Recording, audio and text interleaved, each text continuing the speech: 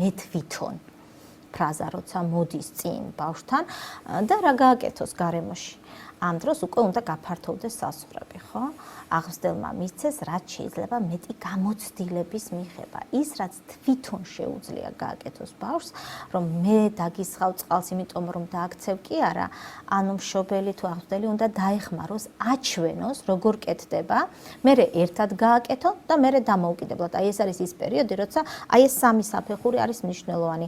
ვაჩვენებ, ვაკეთებთ ერთად და ვაძლევს საშუალებას გააკეთოს დამოუკიდებლად და ეს იწყება უკვე 2 წლის შემდგომ 2 წლინახევრის პერიოდიდან რომ ჩვენ მივცეთ ჩვენ შვილებს შემდგომში დამოუკიდებლად რაღაცის ქმედების ინიციატივების გამოვლენის უნარი განუვითაროთ ბავშვებს. როგორც წესი ამ დროს ხდება ხელი არ მოკიდო არ დაისვარო ეს არ შეიძლება გადმოვარდეთ გაიჭრი და ასე შემდეგ. გაუთავებელი აკრძალვების კასკადი მოდის გამგზავრებისგან, რაც იწვევს ზოგ შემთხვევაში სრულიად ინიციატივის დაჩლუნგებას და ზოგ შემთხვევაში ზამბარა იმუშავებს და შეიძლება მერე პირიქით რაღაცა ეპატაჟური ან რაღაც ეგეთი ქცევა მივიღოთ.